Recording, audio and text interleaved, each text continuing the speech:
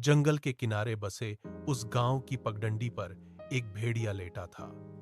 उसने अपनी आंखें आधी बंद कर रखी थीं और वह रुक रुक कर कराह रहा था। जैसे ही कोई ग्रामीण अपनी टोकरी लेकर वहां से गुजरता, भेड़िया अपनी सांसें तेज कर देता। वह जमीन पर इस तरह तड़पता जैसे उसे चलने में भी तकलीफ हो रही हो। एक बूढ़ी औरत रुकी और उसके पास आई। उसने अपनी टोकरी नीचे रखी और भेड़िए के पास बैठकर उसे सहारा देने की कोशिश की।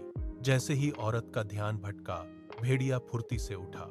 उसने झपट्टा मारकर टोकरी छीनी और झाड़ियों के पीछे ओझल हो गया। पीछे से आती औरत की चीखें उसे सुनाई दे रही थीं, लेकिन उसने पीछे मुड़कर नहीं देखा। वह जंगल की गहराई में जाकर शिकार का सामान खाने लगा। यह उसका रोज का काम था।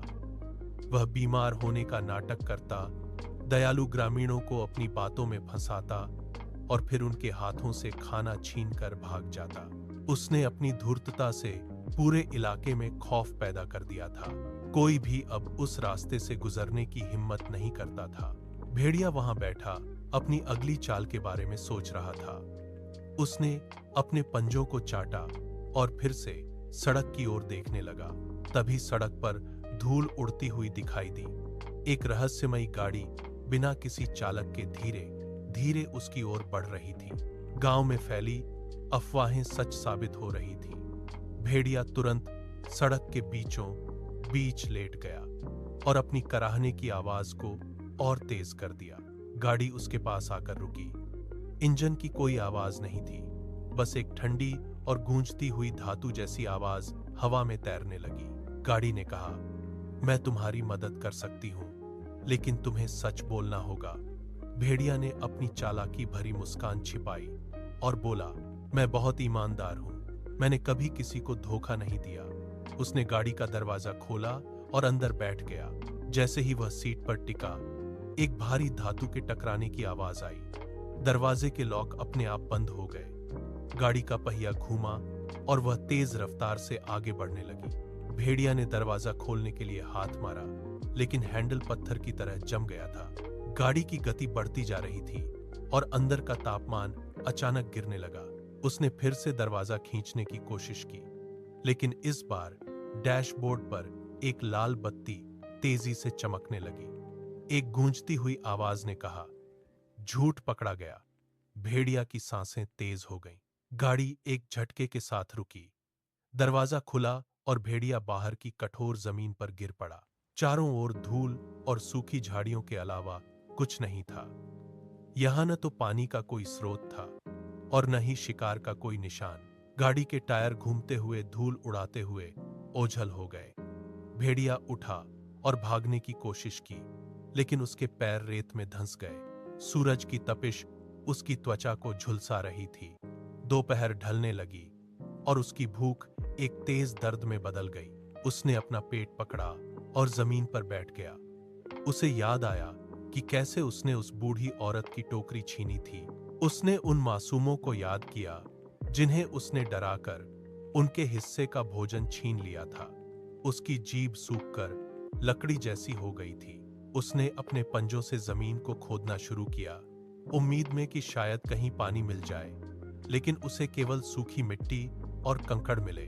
अब वह पूरी तरह अकेला था, इस बंजर इलाके में जहां उसकी चालाकी का कोई मोल नहीं था। दिनों की भूख ने भेड़िए के शरीर को निढाल कर दिया था। उसकी पसलियां बाहर उभर आई थीं और वह मुश्किल से अपने पैरों पर खड़ा हो पा रहा था। तभी दूर क्षितिज पर वही जानी पहचानी धूल उड़ी। गाड़ी धीरे धीरे उसके सामने आकर रुकी। इंजन की वही धातु जैसी गूंज फिर से हवा में गूंजी। गाड़ी ने पूछा, क्या अब तुम सच बोलोगे? भेड़िया जमीन पर घुटनों के बल गिर पड़ा। उसके शरीर में कंपन हो रहा था। उसने अपने सिर को धूल भरी जमीन पर झुका दिया।